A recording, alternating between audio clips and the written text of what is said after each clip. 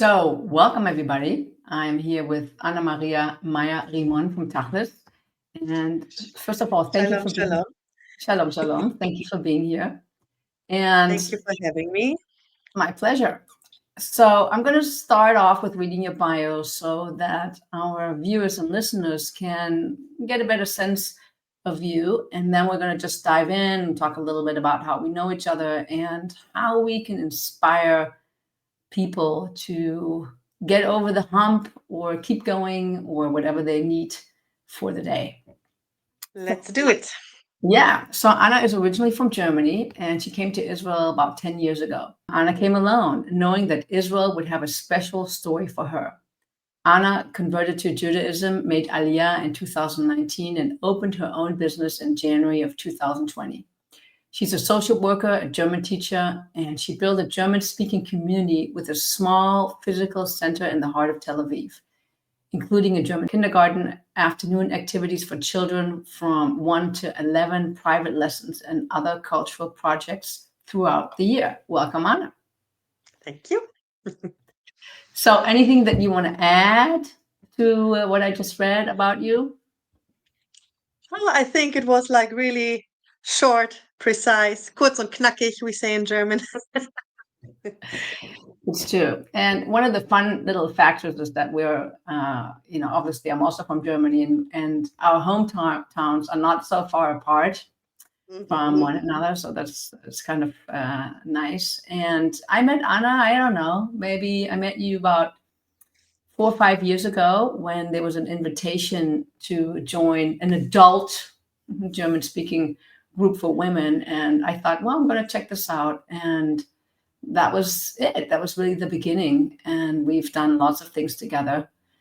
And I'm very glad that I met you and very grateful for the things that you do for our German speaking community. And of course, my children who go to your German classes. So thank you, thank you, thank you. Very good students. They are very good students. So I want to start by talking about the difficult things, because coming to Israel is not for the faint of heart. And maybe you can share something that was really challenging for you in the beginning, or maybe even now, and what you did to sort of move yourself from that challenging situation to, move on or move out of this challenging situation. So basically, in the beginning, there was no plan at all to stay. It was like a sabbatical for 6 months, but after 2 months, it was clear, as you also said in the bio, like Israel had like a specific place for me, and I started another master degree. I wanted to learn again after a long time out of school. I became a volunteer, and then practically step by step became part of a Jewish community here in Tel Aviv, which was very amazing. And I think the first difficult part was that other people were able to decide about my path. So there was like this very important relationship that I still have to Hashem, to God, and to me, between us. But there were other people sitting, deciding if I'm worth it or not. And for me, it was very difficult to be helpless, because I'm a very independent woman. I really fought hard to be independent, to do my own things my own way, and then really to rely on the opinion of other people that really don't know me. Is like very hard for me to accept. I overcame this basically really to believe and to put my faith into God, and to say, okay, there is a specific way for each and every one of us, which also put a lot of weight off my shoulder, that not I have the responsibility for everything, that there is like something I have an impact on, like with thoughts and my way, what I want to achieve, but that it is going to be okay in a way, because I knew it's my place. I knew it. But it was very like wavery and with stones and very challenging, talking about financial challenges, about living situation here, housing. It's like There were like really insane situations where I'm really glad that I don't need to face them anymore. But it also made me who I am today, and really know I did a lot to be here, and it's really the right place, because otherwise I don't know how I survived it. Yeah, I can only imagine. So that really shows how strong you are, and your endurance, and your continuing, or your willingness to continue and not to give up. Was there like one thing or like a skill that you could pass on or share, where you'd say, yeah, this is like something that really helped me to keep going when I was like, oh my God, I'm running, I'm banging my head against the wall because I don't know what to do now. Always thought about what are alternatives if it doesn't work out. Mm. So I was always thinking like, for me, there wasn't really an alternative, because I knew I wouldn't be happy anywhere else. I needed I I needed to be here because it's like my place to be. Um, but I also always try to show myself, okay, Anna, even if it doesn't work out, you have a place to go. It's not that you are like completely alone. The worst case scenario, you go back to Germany, which was a horrible scenario, still like horrible. Um, but I wouldn't be completely alone and completely like out of anything. So that was something to say like, okay, what is the worst that can happen? Um, but then also I don't want the worst to happen. So I have to continue, and I have to fight, and I have to do what I think is right. Um, and these things continue throughout the life. Like for me, like becoming like an entrepreneur and to open Tacheles and to do all the work I'm doing. In the beginning, there was Corona. I started in January 2020. Corona came. I had wonderful plans to do, and then so there need to be a plan B, and to go get close to my enemy, the computer, and to get like technical skills. Like there is like things you have to do when you want to survive. And I think one of the main thing is like you can do more than you think you can do, and you can do more yourself. Today I built a playground, how do you say, Klettergerüst, how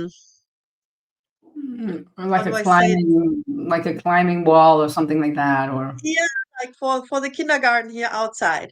So there were two big packages, and I said like, oh, I need somebody like to do it for me. And then I said like, why? I built everything myself, so I also can build like a climbing wall. So I cut it open. I said like, Beseda, it's not so difficult. It's standing right now in the garden. We are capable of doing more ourselves when we think, and we don't rely on other people so much, because we are very, very, very, very good in things that we are doing.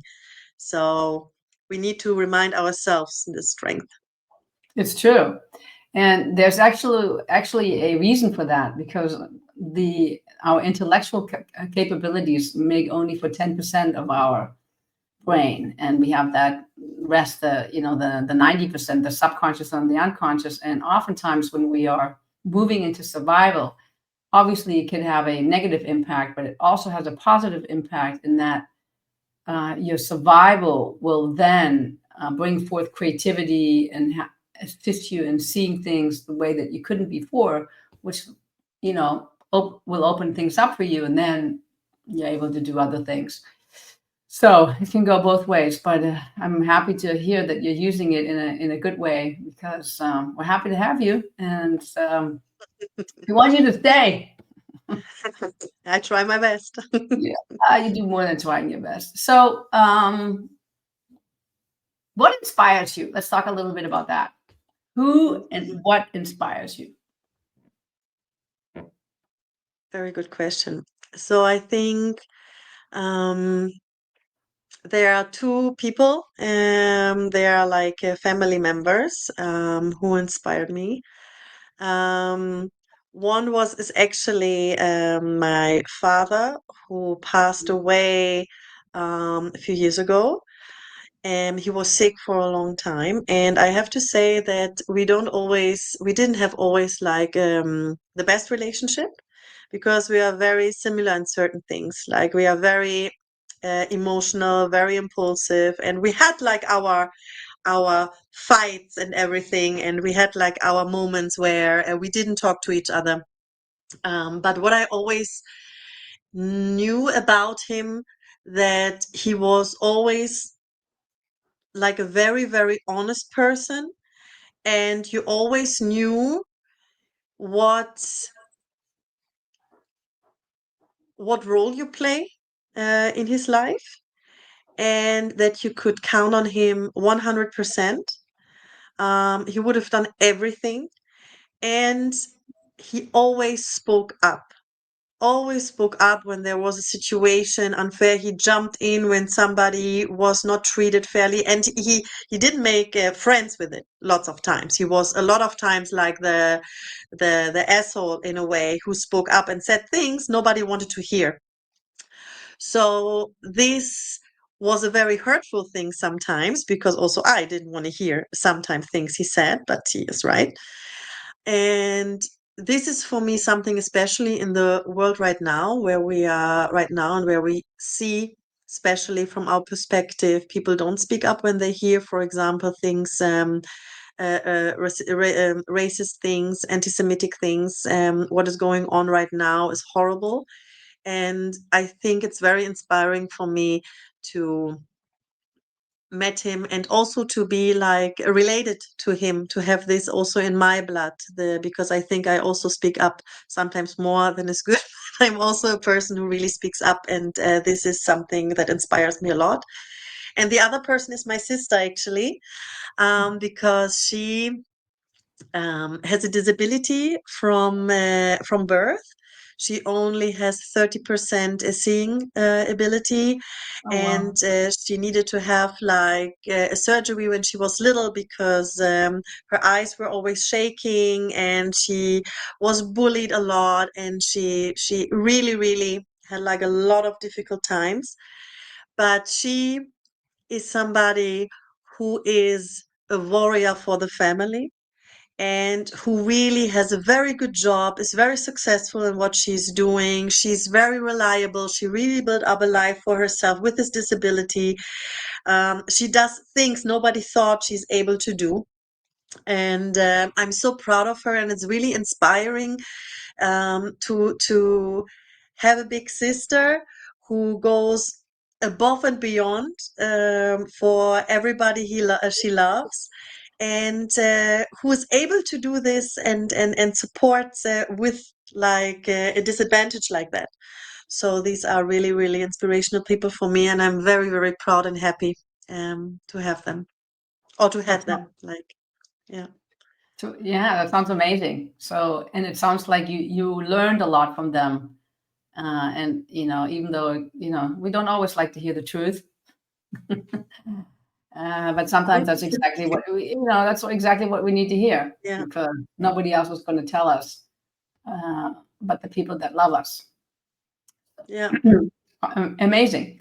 Is there somebody, because your dad's no longer here and your sister's kind of far away? Is there somebody here in Israel, in your immediate environment, or things that you see, or that inspire you about the culture that you live in, that you would say, this makes a difference? And I tell you where I'm coming from. I have my, I struggle sometimes with the culture that we live in, because it's so not German, and I lived in America for many years, and it's so not American. But what really inspires me is the ever willingness to give and to support. Exactly. And it's so amazing how people are, yes, you need to do this, go, we figure it out. Or we both have a friend whose house burned down a month ago, and people are willing to give, and to share things and give them the way, and it's just amazing. Yeah. And it's one of the things I feel very inspired by here. Yeah, as a person, like specifically, I really look at my Rav, my rabbi from the synagogue since the 7th of October, what he created like as a volunteer movement, how many people he helped with his wife together. They, I don't know when they are sleeping or when they are such a, like they have so much positivity and they just live for making the place better and to support other people and to spread this message also to other people that it's important that this is something so Jewish to okay, you have a day off, okay, so now we are charter a bus and we go orange picking in the kibbutz because they don't have helpers right now and we need to do it, and they do it every week. Then they have another thing and another thing and another thing, and this is like for me the representation of what you just did, the example, what you just said, like this togetherness and the support, sometimes even from strangers. Like I was carrying a few things and somebody stopped, where do you need to go? Grabbing the things and carrying it to the front door. Never happening in Germany, never. So it's like something people are looking, people are helping, people are doing, and this is really, really amazing. Yeah, it is amazing. I can't say that I've never had this happening in other countries, but it's definitely it definitely helps. It happens a lot here, so it's nice, and it's, it fits me because I like to help, and it's a good feeling. Yeah. I want to talk a little bit about emotions and how they help you, support you in what you're doing, and move you forward, and how they also sometimes hinder you Yeah. in what you're doing. So I know you're very. I mean, I consider you to be an emotional person, and you share your emotions. You kind of wear them on your sleeves. So if you wouldn't mind just to talk a little bit about how do you handle your emotions? So it works sometimes better. Sometimes I am I'm so emotional. Like it's like really and I have to say I really like to cry. Crying for me is something that I would never consider a weakness. There was a time where I thought like, oh, stop being such a crybaby. But I realized that crying for me frees so much pressure and releases such a burden sometimes that I'm carrying from myself. So sometimes I think about things from the past that made me so sad and I'm crying, and I realize that it was so necessary to let it out because suddenly so many more things are getting processed like during this crying for me. So crying is for me like an emotion that I'm not doing everywhere in public. It happens like for me, like close for me. Um, and this is a very helpful thing for me to allow myself to be sad sometimes. Which is, I think, is especially after we went through all of us, is very important. Um, what is hindering me a lot, I also can be um, very stressed very fast about things that I think are not going exactly the way that I want them to be, or I see it very fast as a failure of Mhm. myself. That comes into stress, that comes into anger towards me, that comes into negative thoughts, and that comes also, let's release it at home. It's not like really like a good way to have a healthy place home. Um, but this is something I'm working on to give myself a break sometimes and to be open also that not everything needs to be 100%, which is very hard for me. It's very hard for me to accept that. And I become, in this sense, angry very fast towards myself. Um, because I need lots of times I need it needs to work now, not tomorrow, not in an hour now. And if not, what did you do wrong? Like why are you not able to do that? Are you stupid? You're not capable. You will lose everything. Everybody will think that you're a failure, and nobody will come to your lessons anymore. You will give up. Like you will lose everything, and that's it. So this is like really the spiral that is throwing me down, and I have to say it's very strongly connected also to my monthly cycles. I have to say it also like this. It's very connected to my body. That as closer as I'm getting to it, as more emotional I get, and as more stressed I'm getting, and less reasonable I'm getting towards these things. Yeah. Well, you know, Full to the two disclosure. full disclosure is good. Well, the two things that you're mentioning are both, you know, biochemical in nature. So when we cry, you know, there's a biochemical release. And I often tell people, you know, when you're feeling kind of down or you're feeling sad or you're, you know, you want to cry and it's difficult for you to cry, put on music or watch something that will trigger that response inside of you. So I like to drive, and so I will put on some music where I know I will cry because I need to get this out of me. You know, it's like a form of release. So it's a good thing because you know the water is coming down, and it's like something happens to our system, and it's like the purification. And of course, you know, when we have hormones that are flying all over the place, then also it's much easier for those negative beliefs that are sitting in our subconscious or unconscious. I mean, and sometimes even in our conscious, we actually know about it. You know, then they get triggered, and then it's like the old cycle goes on. And it's rarely about what's happening today. It's always what happened prior to that. That's already inside of us. That was already created based on previous experience that we had. So, you know, one of your opportunities is kind of to look at how long have I been doing this? And can I get in touch with um, the events or the event that started that particular way of responding? And sometimes we know, and sometimes we don't know. And then we can sort of allow ourselves to go back and, you know, get some information about that. And then be gentle and kind with ourselves. Because after all, it's like we're human beings and we do the best that we can. And we're not perfect because perfection only, I always say perfection only exists in the spiritual world, but not out here.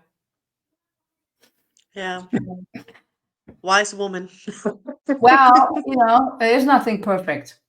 As soon as it's, you know, perfection is something that lives on the inside, and if I thrive for it and I try to bring it on the outside, as soon as I look at it, it's already imperfect. But I need to let this sink. Yeah, you're right. Somebody said that to me once, and they're like, you know, that what you're looking for, that the perfection is something that lives only on the inside in the imagination. As soon as it comes out, it's True. already imperfect. So for us to thrive for perfection Does make is sense. hard. And I share something else, that the spiritual or sort of experience that we have come from a different part of the brain than our intellect. And so oftentimes there's actually a disconnect because where you feel these sort of emotional, spiritual experiences is not an intellectual experience. And so when we then try to rationalize about it, there's a disconnect because they don't come from the same part of our brain. Yes, neuroscience catching up with us, and all the things that we already knew about all along are now being explained to us by science. I'm like, thank God. So, but it sounds like you know yourself, and I think that's 90% of, you know, the issue usually is to know ourselves. And then how do you do the turnaround? So it's like you got frustrated with yourself and it wasn't perfect and wasn't fast enough. Then what do you do? How do you sort of do the turnaround or the cleanup?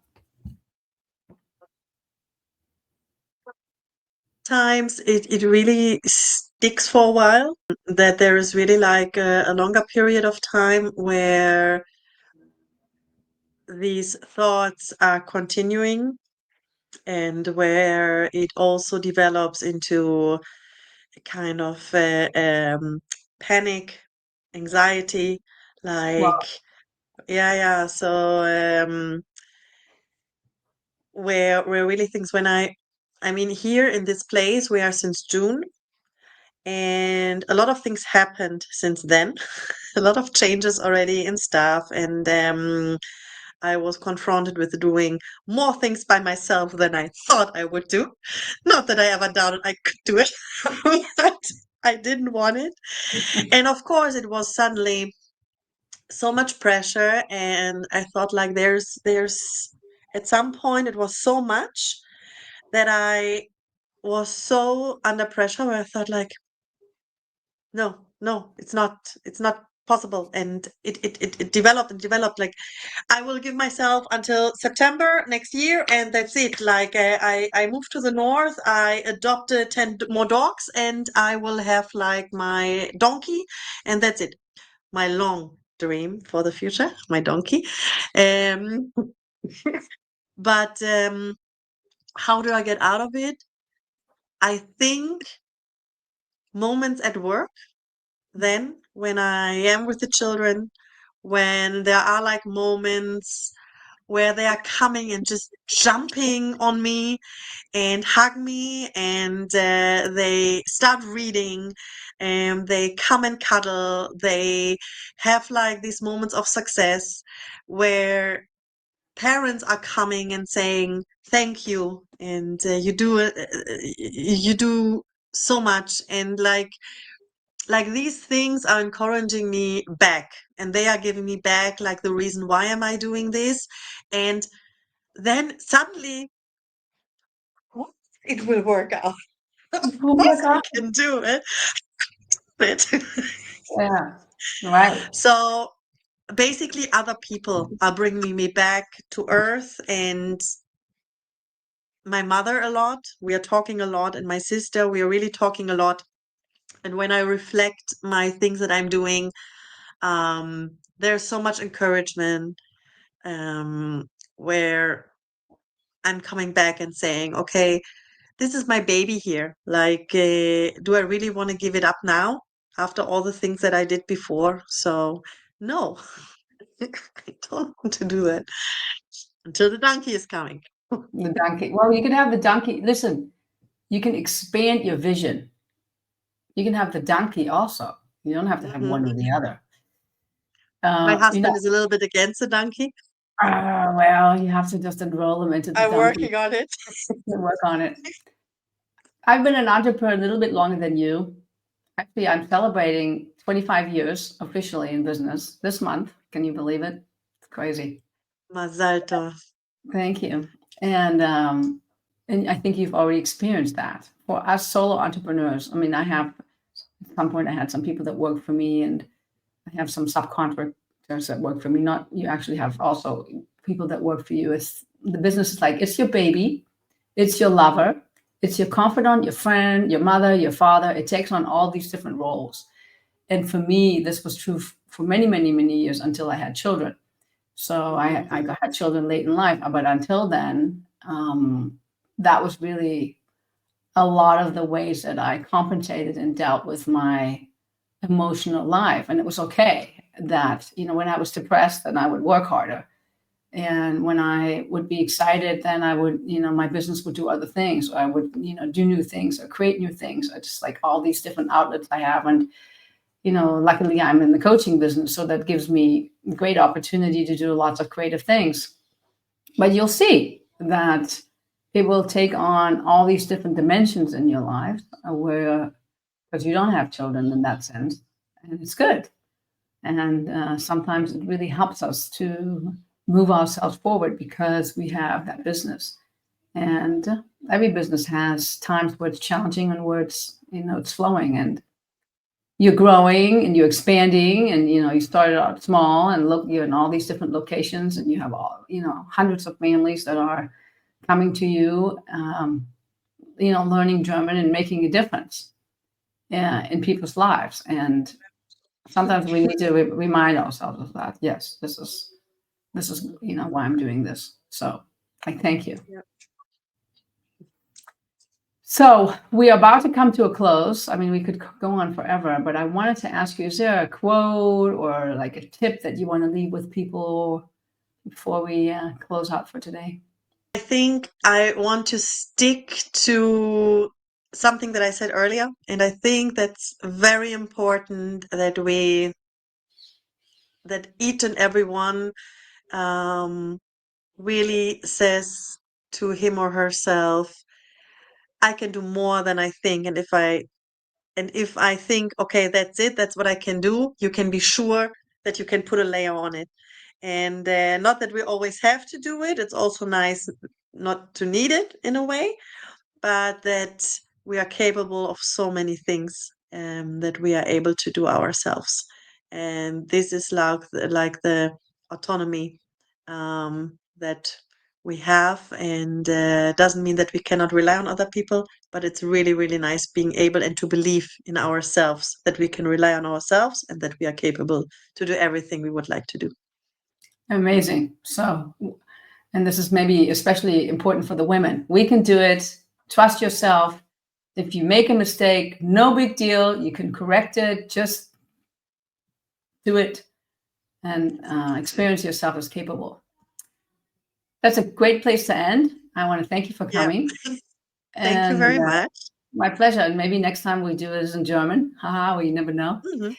And we're going to share all the information about Anna's website and what she does in Israel in the show notes. And so if you're listening from Israel and you happen to be in the German-speaking community or you're just curious, then please go visit her website. And in the meantime, thank you so much.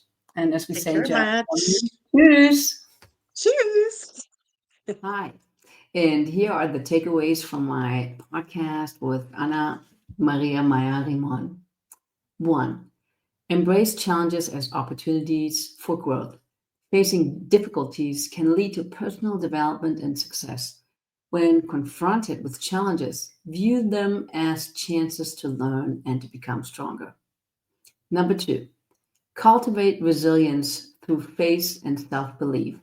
Relying on faith and inner conviction can help overcome obstacles.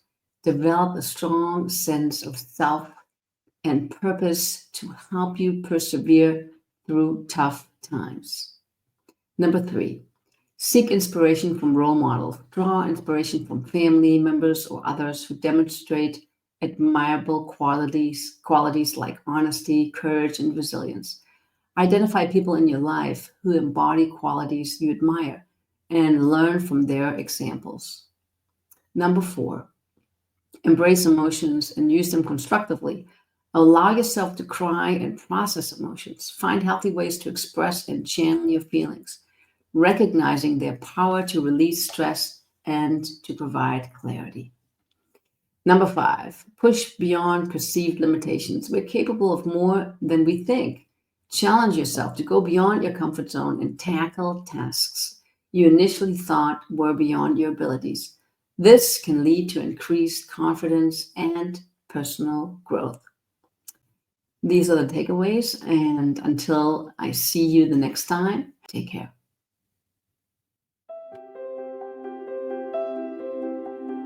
All right, action takers, as we wrap up today's episode, I want you to know that I believe in you. Each of you has the power to create positive change in your life, no matter where you're starting from. Remember, it's okay to take small steps. Every bit of progress counts. And the sooner you can take action, the better, because your saboteur loves to create doubt and confusion. If you enjoyed what you heard today, you know what I'll ask of you. Like, subscribe, leave Apple and Spotify ratings and reviews, tell a friend, and generally do all the things you would do to support a podcast you love. Your support helps this message reach more people who might need to hear it, especially right now.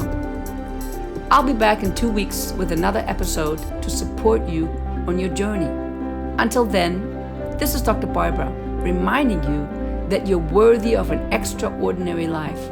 Be kind to yourself as you work towards your goals, and remember, I am rooting for you every step of the way.